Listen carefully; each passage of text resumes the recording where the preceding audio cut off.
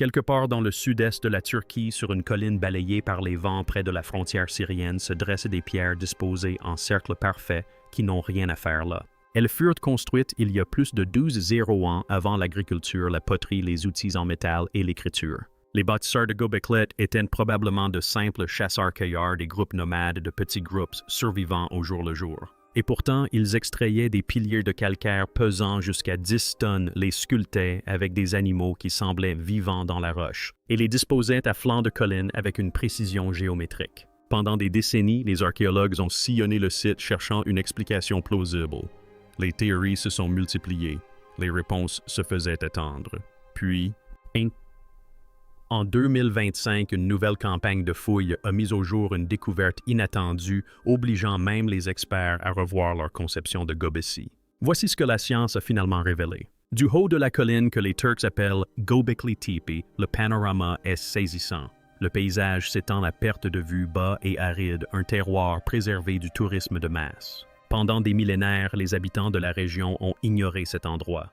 Ce n'était qu'une colline.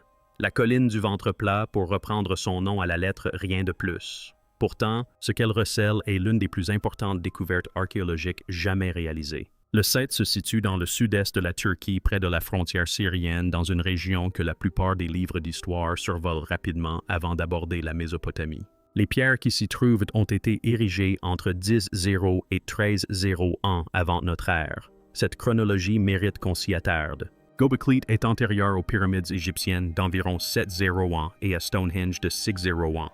Il est antérieur aux premières traces avérées d'agriculture organisée sur Terre. Il s'agit du plus ancien site monumental connu au monde, et il a été construit par des gens qui, selon toutes les théories reconnues du développement humain, n'auraient pas dû être capables de construire quoi que ce soit. L'ampleur du site est difficile à appréhender même en le voyant. Des piliers de calcaire en forme de T s'élèvent à près de 6 mètres de haut. Certains pèsent jusqu'à 10 tonnes. Extraites de la roche environnante taillée à la main transportée à flanc de colline, elles furent dressées en d'immenses cercles qui, vus du ciel, ressemblent à un plan minutieusement dessiné et imprimé dans la terre. Il ne s'agissait pas de pierres brutes, laissées à l'état brut. Chaque surface était travaillée. Chaque pilier présente des reliefs détaillés sculptés dans le calcaire avec une précision qui témoigne d'une époque bien plus récente. Des serpents s'enroulent en spirale tendue. Des renards rôdent les yeux plissés, des vautours déploient leurs ailes, des scorpions se tiennent prêts à fondre sur leur proie, et entre eux, sculptés dans la pierre par la même main patiente, se dressent des figures humaines silencieuses, ambiguës présentes. Maintenant, imprégnez-vous de cette contradiction.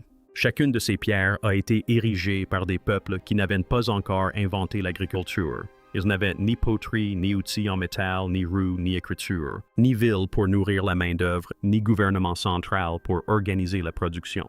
Aucun manuel scolaire ne décrit une société à ce stade de développement produisant quoi que ce soit de semblable. L'architecture monumentale, selon un siècle de théorie archéologique, requiert d'abord l'agriculture. L'agriculture produit des surplus alimentaires. Ces surplus permettent aux spécialistes de travailler. Les spécialistes construisent des temples. Tel est le modèle, tel est l'ordre des événements. Göbekli a bouleversé ce modèle. Il existait déjà avant même que ces conditions ne soient réunies. Et voici le détail qui inquiète le plus les chercheurs, seulement 10% environ du site a été fouillé. Le reste repose sous d'épaisses couches de terre intactes et préservées telles quelles. Le géoradar a permis de cartographier davantage de structures enfouies sur la colline que celles mises au jour jusqu'à présent. On estime que les fouilles complètes prendront plus de 150 ans. Chaque campagne de fouilles révèle de nouveaux éléments qui modifient les connaissances acquises lors de la campagne précédente. Ce qui était déjà visible à la surface était suffisamment extraordinaire pour bouleverser l'histoire des premiers humains. Les découvertes faites en 2025 ont dépassé toutes les attentes. Car malgré toutes les gravures, tous les piliers, toutes ces décennies de travail minutieux, la théorie dominante affirmait avec certitude que Göbekli n'était pas une chose. Et en 2025, une équipe de fouilles en bordure des enclos a mis au jour les preuves qui ont tout changé. Avant ces découvertes, l'histoire de Göbekli Tepe n'avait qu'un seul auteur principal. Il s'appelait Klaus Schmidt, un archéologue allemand arrivé dans la région dans les années 1990. Il s'intéressa à la colline que les habitants jugeaient inutile et décida de la fouiller. Ce que son équipe mit au jour bouleversa l'archéologie du jour au lendemain. Un premier pilier en forme de T émergea du sol, puis un autre encore, jusqu'à ce que l'ampleur des vestiges enfouis devienne impossible à ignorer. Durant le reste de sa carrière, Schmidt s'efforça d'expliquer les découvertes de ses fouilles. L'interprétation qu'il a finalement retenue est devenue la théorie dominante pendant les 3 décennies suivantes. Gobesi était un temple le premier au monde, un lieu de rassemblement cérémoniel où des groupes de chasseurs-cueilleurs nomades de toute la région se retrouvaient pour des rituels, des événements saisonniers et des pratiques spirituelles, avant de reprendre leur vie nomade. Les preuves le confirmaient. On n'y a trouvé aucune trace d'habitation, aucun foyer permanent, aucun dépôt de déchets accumulés sur le long terme, comme c'est souvent le cas lors de la sédentarisation. Les ossements d'animaux découverts sur le site provenaient d'espèces sauvages. Aucune plante domestiquée n'y a été trouvée. Rien ne laissait présager une occupation continue. Le site ressemblait, à tous égards, à un lieu de passage. Schmidt a poussé cette interprétation plus loin, bouleversant ainsi un siècle de réflexion sur les origines de la civilisation. L'opinion traditionnelle considérait que l'agriculture était antérieure à la civilisation. L'agriculture produisait des surplus alimentaires, lesquels libéraient les hommes de la chasse constante. Ce temps libre leur permettait de construire des temples des villes et tout ce qui suivit. L'ordre établi était clair, l'agriculture avait engendré la civilisation. Schmidt proposait la thèse inverse. Les temples ont engendré l'agriculture. Si le site de Gobesi a été construit avant l'apparition de l'agriculture, alors le besoin de se rassembler, de prier et de marquer l'espace sacré par la pierre était antérieur à celui de cultiver la terre. Les gens se réunissaient d'abord pour des raisons religieuses. Il leur fallait ensuite nourrir ces assemblées. L'agriculture est apparue comme une solution pratique à un problème engendré par les rituels. Les temples n'ont pas suivi le mouvement des fermes. Ce sont les fermes qui ont suivi celui des temples. Ce renversement de situation était frappant. Il a été cité, enseigné et débattu depuis lors. Mais cette théorie soulevait toujours des questions auxquelles aucune fouille ne pouvait répondre pleinement. Comment des groupes de chasseurs-cueilleurs nomades coordonnaient-ils l'extraction de pierres pesant jusqu'à 10 tonnes qui les dirigeaient? Comment se nourrissaient-ils mutuellement pendant les mois ou les années de construction qui nourrissaient les dirigeants? Comment une société sans agriculture pouvait-elle produire le surplus nécessaire pour faire vivre des dizaines, voire des centaines d'ouvriers érigeant des piliers pendant des générations? Et puis il y avait la question la plus étrange de toutes. Environ 800 ans avant notre ère, le site entier fut enfoui, non pas abandonné ni laissé à l'érosion, mais délibérément recouvert de terre et de débris jusqu'à ce que les piliers disparaissent et que la colline retrouve son aspect de colline ordinaire. Quelqu'un ou plusieurs personnes prit la décision de le cacher, de le sceller.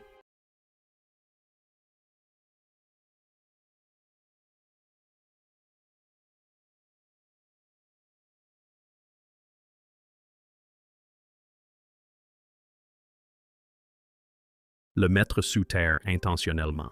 Pourquoi la théorie dominante n'apportait pas de réponse claire? Certains chercheurs évoquaient une fermeture rituelle. D'autres avançaient que le site était devenu obsolète. Quelques-uns se demandaient si quelque chose avait mal tourné, si les bâtisseurs avaient ressenti le besoin de dissimuler leur œuvre à une menace imminente. Pendant 30 ans, ces questions sont restées sans réponse. La théorie a prévalu faute de mieux. Les chercheurs ont continué à creuser. Les saisons se sont succédées. L'interprétation prévalait surtout parce qu'aucune nouvelle preuve n'était venue la remettre en cause. Puis commença la campagne de fouilles de 2025. Et en quelques semaines, l'équipe travaillant en bordure des enclos fit une découverte qui changea radicalement la donne. La campagne de fouilles de 2025 a débuté comme toutes les précédentes. L'équipe est retournée sur le site, a installé son quadrillage, a ouvert de nouvelles tranchées le long des limites extérieures des enceintes connues et a commencé à creuser le sol. Les attentes étaient celles d'une progression routinière de nouvelles gravures, peut-être 1 ou 2 piliers supplémentaires, une avancée graduelle caractéristique d'une archéologie patiente. Ce qu'ils ont découvert a en revanche contraint à réécrire toute l'interprétation de Gobesi. Le premier signe fut la présence de foyers, non pas de faibles traces de cendres, mais de véritables fosses noircies profondément dans la pierre environnante. Pourtant, l'empreinte indéniable d'un usage répété sur de longues périodes. Il ne s'agissait pas des vestiges d'un unique feu cérémoniel, mais des marques laissées par des personnes revenant sans cesse aux mêmes endroits pour cuisiner, se réchauffer, vivre. Vinrent ensuite les fosses de stockage, creusées avec soin et suffisamment profondes pour conserver les aliments au fil des saisons. Ce genre d'infrastructure que les nomades par définition ne construisent pas. puis les tranchées de fondation qui marquaient les contours d'édifices autrefois planifiés, là où il ne restait plus rien, et de larges surfaces de travail lisses, plates et usées, comme celles qui se forment uniquement là où les gens travaillent au même endroit pendant longtemps. La conséquence fut immédiate et saisissante. On n'était pas simplement de passage à Göbekli. Des gens y avaient vécu. Les preuves à l'appui n'ont pas tardé à arriver. Des lames de pierre des grattoirs et des meules ont été retrouvées en quantité incompatible avec un campement cérémoniel. Des restes d'herbes, de blé et de légumineuses, des ossements de gazelles et des plumes d'oiseaux. Tous concentrés de manière à indiquer une préparation alimentaire à une échelle compatible avec des séjours prolongés, voire une occupation permanente. Les meules, en particulier, ont tout changé. Elles sont lourdes et spécifiques. Leur fabrication et leur poids justifient un mode de vie domestique soutenu. On ne transporte pas une meule de campement en campement. On la laisse là où l'on vit. Pendant que l'équipe analysait ces découvertes, un radar à pénétration de sol balayait le reste de la colline. Les résultats arrivèrent et du jour au lendemain, le site prit une ampleur considérable dans l'imagination de tous. Au moins 15 autres enclos étaient enfouis sous la surface, dont beaucoup étaient intacts, certains peut-être plus anciens que ceux déjà fouillés. Les estimations repoussent l'origine du site à potentiellement 15 ans. Plus de 200 nouvelles pierres dressées ont été identifiées dans le paysage environnant, façonnées et positionnées avec le même soin que les originales. Il ne s'agissait pas d'un temple visité par des nomades, mais d'un paysage d'un environnement bâti, potentiellement l'une des plus anciennes communautés humaines permanentes ou semi-permanentes connues sur Terre. L'importance de cette découverte est capitale. La chronologie communément admise de la civilisation commence avec l'agriculture. Les populations se sont sédentarisées car elles pouvaient subvenir à leurs besoins grâce aux cultures. Les villages suivirent. Les villes succédèrent aux villages. Les temples suivirent les villes. Chaque étape du modèle classique nécessitait la précédente. Göbekli inversa cet ordre. Les hommes s'installèrent d'abord. Ils construisirent d'abord des monuments. Ils formèrent d'abord des communautés. Et l'agriculture vint ensuite, non pas comme le déclencheur de l'établissement des peuples, mais comme sa conséquence, comme la solution à un problème que la vie communautaire avait déjà engendré. Ils s'installèrent, puis ils cultivèrent la terre et non l'inverse. Les implications de cette découverte se répercutent sur toutes les hypothèses concernant l'origine des sociétés humaines. Mais les espaces de vie et les meules ne représentaient que la moitié de l'histoire. L'autre moitié était restée là, à la surface, sculptée dans les piliers, fixant du regard chaque archéologue qui passait devant. Et une fois qu'on sait déchiffrer ces gravures, elles révèlent quelque chose d'encore plus étrange que la Terre elle-même. À force de les observer, elles cessent d'apparaître comme de simples ornements. Les reliefs qui recouvrent les piliers de Göbekli ne sont pas le fruit du hasard, ils sont organisés. Chaque enclos met en valeur un animal différent. Dans un espace, les serpents dominent la pierre s'enroulant d'un pilier à l'autre. Dans un autre, ce sont les renards qui règnent. Dans un troisième, les vautours. La régularité de cette disposition ne peut être fortuite. Les chercheurs pensent désormais que ces enclos étaient peut-être délimités par des zones marquées pour des clans spécifiques, des rituels particuliers et des significations précises que les bâtisseurs comprenaient et que nous commençons à peine à entrevoir. Il ne s'agit pas d'œuvres d'art réalisées pour passer le temps, mais bien d'un travail de codification. L'exemple le plus étudié est connu sous le nom de Pilier 43, également appelé la pierre du vautour. Les gravures qui ornent sa surface représentent des vautours planant au-dessus de figures humaines sans tête, un scorpion placé avec soin en dessous, et un ensemble de symboles abstraits agencés avec une intention qui distingue la composition du chaos. Les interprétations divergent. Certains chercheurs y voient un rite funéraire, d'autres, un voyage spirituel, l'âme emportée vers le ciel par les oiseaux. Quelques-uns ont suggéré que cette disposition immortalise un événement astronomique. Aucun ne s'accorde sur les détails. Tous s'accordent sur un point, il s'agit d'une narration gravée dans la pierre. Des milliers d'années avant l'invention de l'écriture sur Terre, d'autres marques apparaissent autour des figures animales, des haches, des croissants, des formes, évoquant des ceintures ou des pagnes sculptés sur les faces étroites des piliers en forme de T. Ce dernier détail modifie l'interprétation des piliers. La forme en T n'est peut-être pas un pilier, mais une figure humaine stylisée, les bras croisés sur la ceinture debout, au-dessus de l'enclos. Observant. Si cette interprétation est correcte, les bâtisseurs du ruban de Göbekli n'ont pas simplement gravé des images sur des pierres. Ils ont sculpté des pierres pour en faire des images. L'ensemble de l'enceinte devient un rassemblement de figures géantes et silencieuses disposées en cercle entre lesquelles évoluent les animaux. La qualité du travail renforce la gravité de l'intention. Les gravures sont profondes et précises.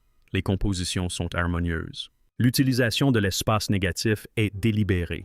Il ne s'agissait pas d'apprentis sculpteurs. C'étaient des artistes confirmés qui planifiaient leur travail, le révisaient et répétaient des motifs spécifiques sur différents piliers dans différents enclos à la manière d'un artiste moderne qui signe une œuvre. Ce qui signifie que les bâtisseurs de ce site possédaient quelque chose que les manuels scolaires affirmaient impossible, un système symbolique partagé, un vocabulaire visuel suffisamment cohérent entre les piliers, les enceintes et les générations pour servir de moyen de communication. Il ne s'agit pas simplement de croyances, mais de croyances codifiées d'une culture qui avait compris comment faire en sorte que le sens perdure au-delà de ceux qui l'ont créé. C'est le fondement de tout ce que deviendrait la civilisation. Et ce fondement était déjà présent pleinement formé dans les mains qui ont façonné ces pierres il y a 12 ans. Il n'y a pas d'écriture ici, pas d'alphabet, pas de tradition de scribes, et pourtant, les piliers transmettent des informations à travers les millénaires avec une clarté que l'écriture elle-même mettra encore 7 ans à égaler. Ce qui soulève une question que les découvertes de 2025 rendent incontournable. Si ces peuples étaient si organisés, si coordonnés, si capables de pensée abstraite, si à l'aise dans un langage symbolique qu'ils avaient déjà développé avant même que quiconque ne l'imagine, alors sur quoi d'autre nous sommes-nous trompés? Et jusqu'où remonte la véritable histoire? La réponse commence à se dessiner lorsqu'on prend du recul par rapport aux pierres et qu'on observe la chronologie qu'elles bouleversent. Pendant un siècle, l'histoire des débuts de la civilisation a été racontée de façon linéaire. Elle portait un nom, la révolution néolithique. La séquence était simple et facile à transmettre. Les hommes ont appris à cultiver la terre. L'agriculture a produit des surplus alimentaires. Ces surplus leur ont permis de se sédentariser. La vie sédentaire a donné naissance aux villages. Les villages ont engendré les villes. Les villes ont engendré les temples. Les temples ont donné naissance à l'écriture. L'écriture a engendré tout ce qui a suivi. Djibouti a rompu cette lignée. Les découvertes de 2025 ont anéanti ce qu'il en restait. La nouvelle séquence suggérée par les preuves s'oriente dans le sens inverse. Le rassemblement est venu en premier, l'architecture monumentale ensuite, l'établissement des villages en troisième, et l'agriculture en dernier, non pas comme cause mais comme conséquence. Les gens se rassemblaient autour d'une croyance commune. Ils ont construit des choses qui les obligeaient à rester. Ils sont restés. Et une fois qu'ils y furent restés assez longtemps, ils se sont mis à planter, car la chasse seule ne pouvait plus nourrir ce qu'ils étaient devenus.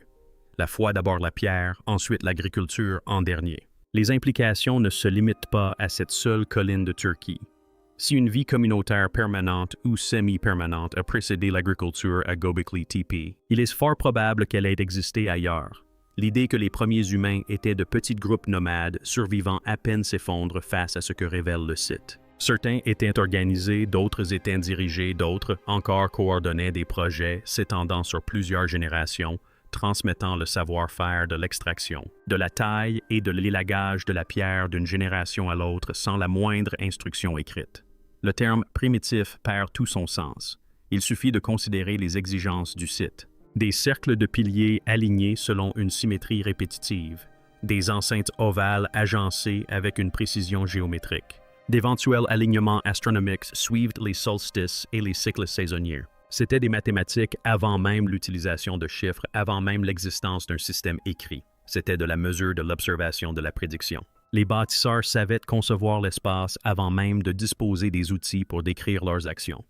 Ils pratiquaient l'ingénierie avant même d'avoir les mots pour la nommer. Ils avaient de l'architecture avant même la poterie. Ils connaissaient la cosmologie avant l'agriculture.